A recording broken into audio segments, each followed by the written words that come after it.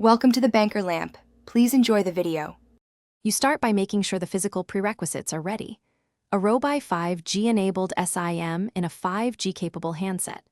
Once inserted, reboot the phone so it reads the SIM and refreshes carrier settings. This avoids registration delays.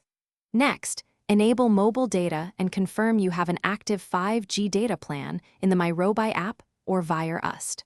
Finally, turn on airplane mode for 5 seconds then off to force a fresh network attach. This jumps the handset into the new registration sequence immediately.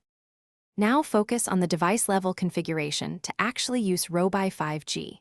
Go to Network Settings and assign the Robi SIM as the Mobile Data SIM, then select the preferred network mode that includes 5G or NR. Once you pick 5G-capable mode, the phone will perform cell reselection to the nearest 5G site. Give it a minute. If the phone still shows 4G, toggle mobile data off and on, or briefly toggle airplane mode again. Make sure the operator name displays Robi, and a 5G or NR icon appears. Finish by verifying performance and locking in a reliable connection. Run a speed test to confirm low latency and high throughput expected from Robi 5G, and compare upload/download numbers to known baselines.